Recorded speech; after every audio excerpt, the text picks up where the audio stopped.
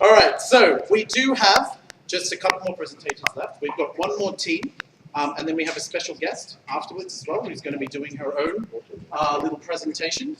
So this last team that's come up, they are also another e-mobile pastoralism team, and they're going to be focusing on a number of the pastoralist issues that take place in Australia and a tech solution for that. So they have named themselves Nomads. So give it up for Nomads.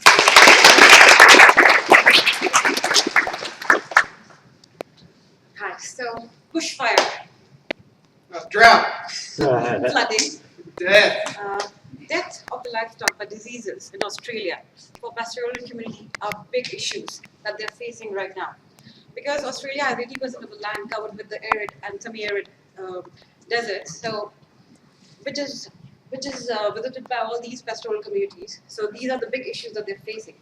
So our application, Nomads, it focuses on providing a resolution for these issues by providing them information about the resources in the area, about the other pastoral communities that are in the area, plus, what else?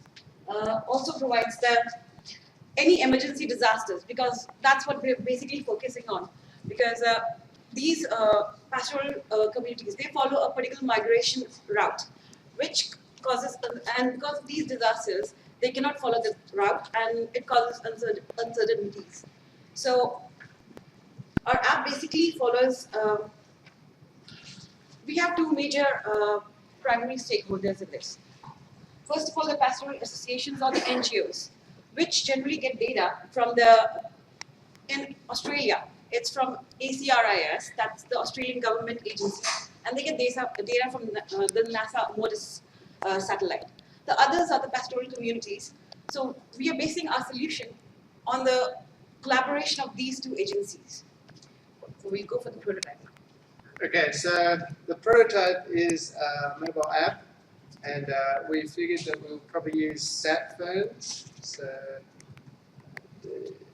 As the user logs in, the first screen will show them their current location, very simple information, the water level plus the description, in case you were wondering, the medium level of vegetation there.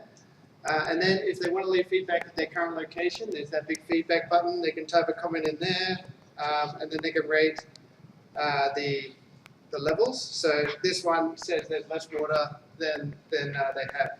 We expect the feedback to generally be negative, because most of the time people don't even consider feedback until they go, hey, what the hell, where's the water at? So as you can see from the map here, we have the last updated date or time, and it's based on the MODIS satellite, which is every 16 days has new data. So the icons, if you click on them, they're color-coded.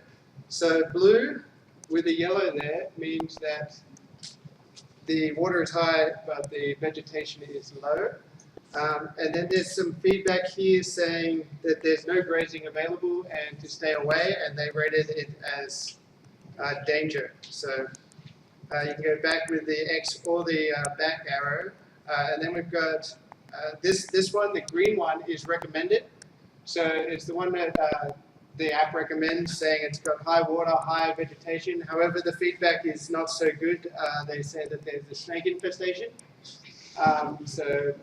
But there's still medium vegetation.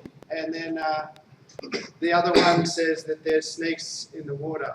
But that was an older one, 8 days ago. Then we have like services, local services here with numbers and addresses for easy to find.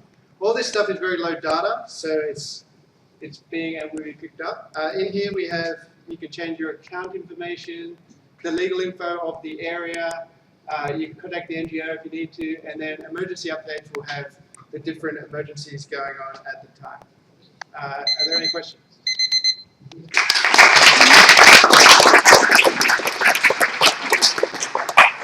Yes. So assuming you have like a critical mass of people using this, you're assuming that people are always going to use it for good. So how are you going to say, I don't know, maybe two pastoralists are competing for some kind of area, how are you going to get around that? Like say they post that maybe there's... No, actually this is for the issue itself, because Actually, the count is not so much in Australia because it's fairly new, around 100 years old. So there are only 3,000 counts. But it is being supported a lot by the government over here, and they generally face this issue. But pastoral communities generally have a fixed route that has been there for generations. They have fixed contracts, like either a barter system or some kind of a either money or a barter system, like manure for fodder. And because these are semi-arid and arid desert areas, so that's not fertile anyways. So generally they have this, but in case of emergencies and all, they do get conflicts. So this is for that itself.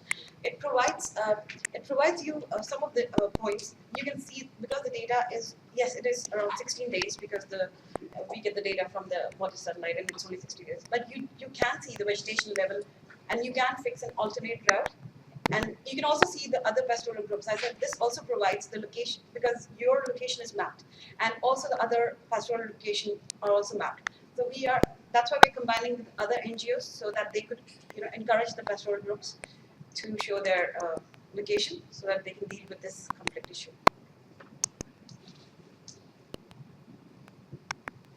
Thank you. Thank you.